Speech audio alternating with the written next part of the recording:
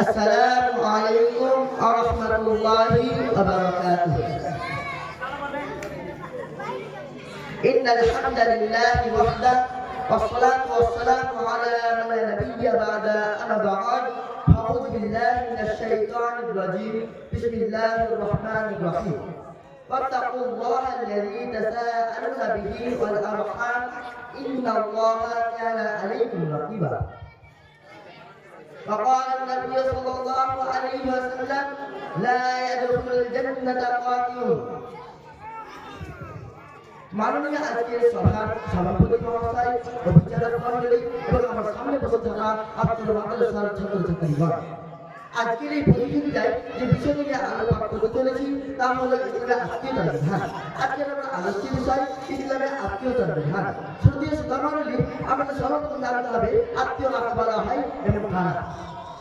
আত্মীয় বলা হয়, আত্মীয়কে আরবি ভাষায় রাহিম বলা হয়, আর আত্মীয় বলা হয় ওই সমস্ত ব্যক্তিবর্গকে যাদের সাথে রক্ত সম্পর্ক আছে। এবার আসলে আমরা জেনে নেব যাদের সাথে রক্ত সম্পর্ক আছে তারা কারা। এই ব্যাপারে দুটি পক্ষ রয়েছে। নাম্বার 1 পিতার পক্ষ, নাম্বার 2 মায়ের পক্ষ। নাম্বার 1 পিতার পক্ষে আত্মীয় হলে যেমন পিতা মাতা, দাদা দাদি, ফুফু চাচা ইত্যাদি। নাম্বার 2 মায়ের পক্ষে আত্মীয় হলে যেমন নানা নানি, বাবা খালা, ফুফু সন্তান। শ্রদ্ধেয় শ্রোতামণ্ডলী, উল্লেখিত দুই প্রকার আত্মীয়ের মধ্যে পিতার আত্মীয় হল শীর্ষস্থানের আত্মীয়। কুরআনের সতর্কতা ও নির্দেশ হচ্ছে আত্মীয় সম্পর্ক সুসম্পর্ক বজায় রাখা। যেমন আল্লাহ সুবহানাহু ওয়া তাআলা সমস্ত আত্মীয় স্বজনের সঙ্গে সুসম্পর্ক বজায় রাখার নির্দেশ দিয়েছেন। আল্লাহ তাআলা বলেন ওয়াত্তাকুল্লাহা আল্লাযী তাসাআলুনা বিহি ওয়াল আরহাম ইন্নাল্লাহা কানা আলাইকুম রাকিবা। তোমরা সেই আল্লাহকে ভয় করো যার নামে তোমরা হক চেয়ে থাকো, তোমরা আত্মীয়তার বন্ধন ছিন্ন করার ভয় করো। ইন্নাল্লাহা কানা আলাইকুম রাকিবা। নিশ্চয়ই আল্লাহ সুবহানাহু ওয়া তাআলা তোমাদের প্রতি তীক্ষ্ণ দৃষ্টি রাখেন। শ্রদ্ধেয় শ্রোতামণ্ডলী, আপনারা আল্লাহ সুবহানাহু ওয়া তাআলা আত্মীয়তার উপর বড় তাকিদ করেছেন। ইসলামের দৃষ্টিতে আত্মীয়তার সম্পর্ক বজায় রাখা একটি গুরুত্বপূর্ণ ইবাদত, যা আমরা অনেকেই জানি না।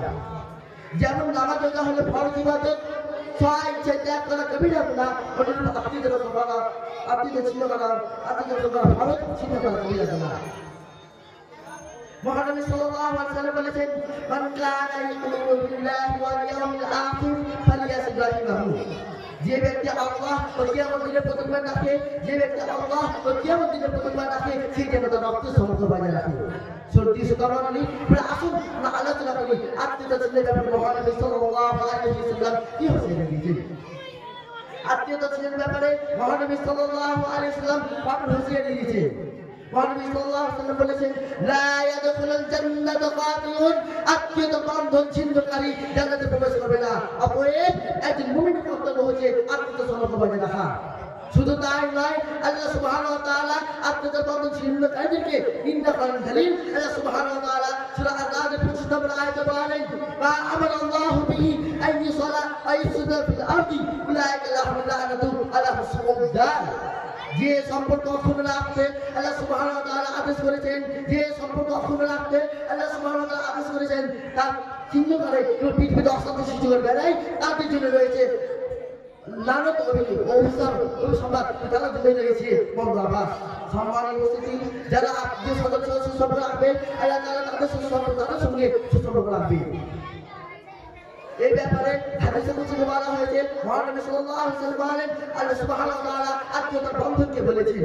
قال الله تعالى من وصلني أصلته ومن قطعني ومن قطعته। যে তোমার সঙ্গে সুসম্পর্ক রাখবে আমি আল্লাহ তার সঙ্গে সুসম্পর্ক রাখবো, যে তোমার সঙ্গে সুসম্পর্ক ছিন্ন করবে আমি আল্লাহ তার সঙ্গে সুসম্পর্ক ছিন্ন করবো।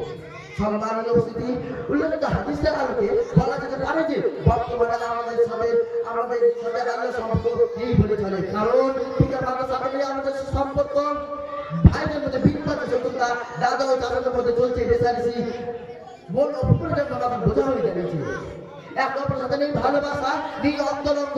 এহেন অবস্থায় আমাদের প্রথম সঙ্গে আল্লাহ সুবহানাহু ওয়া তাআলার কাছে আত্মীয় সম্পর্ক, এহেন অবস্থায় আমাদের প্রথমকে আত্মীয় সম্পর্ক বজায় রাখা ইমানি কর্তব্য। মুহাম্মদ সাল্লাল্লাহু আলাইহি ওয়াসাল্লাম বলেছেন, মান সারাহু আন ইবসাতা লাহু ফি রিজকিহি ওয়া ইন সালাহু ফি আসরিহি ফালিয়াসিল রাহিমাহু। যে ব্যক্তি তার জীব প্রশস্ত করতে চায় ও আয়ু বৃদ্ধি করতে চায়, সেই জন্য তার রক্ত সম্পর্ক বজায় রাখে। সম্মানিত উপস্থিতি, আসুন আমরা আলোচনা করি আত্মীয়তা কিভাবে রক্ষা করবো? আত্মীয়তা রক্ষা করাটা যদি ইবাদতের চেষ্টা করে নিয়ে যায় তবে আমাদের জন্য আত্মীয়তা রক্ষা করাটা খুব সহজ হয়ে যাবে। আর যদি সামাজিকতা চেষ্টা করে নিয়ে যায় তবে আমাদের জন্য আত্মীয়তা রক্ষা করাটা খুব কঠিন হয়ে যাবে।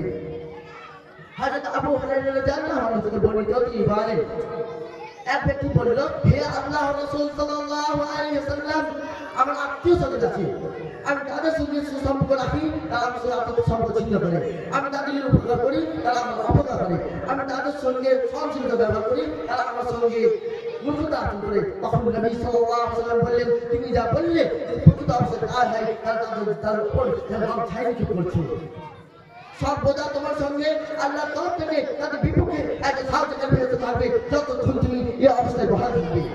সম্মানীয় উপস্থিতি, উল্লেখিত হাদিসের আরো সম্মানীয় উপস্থিতি, হযরত উকবা বিন আমির রাদিয়াল্লাহু আনহু থেকে বর্ণিত তিনি বলেন, আল্লাহ রাসূল সাল্লাল্লাহু আলাইহি ওয়াসাল্লামকে জিজ্ঞাসা করা হলো, হে আল্লাহর রাসূল সাল্লাল্লাহু আলাইহি ওয়াসাল্লাম, সর্বশ্রেষ্ঠ আমল কি? তখন নবী সাল্লাল্লাহু আলাইহি ওয়াসাল্লাম বললেন, চিরমান সাদাকা, তোমার আত্মীয়তা বজায় রাখো ওর সাথে যে তোমার সঙ্গে সম্পর্ক ছিন্ন করেছে। আল্লাহ পাক আমাদের সকলকে আত্মীয়তা সম্পর্ক বজায় রাখার তৌফিক দান করেন। আমি এই বলে আমার বক্তব্য ইতি করছি। আসসালামু আলাইকুম ওয়া রাহমাতুল্লাহি ওয়া বারাকাতুহু। জাযাকাল্লাহু হাসানাল জাযা।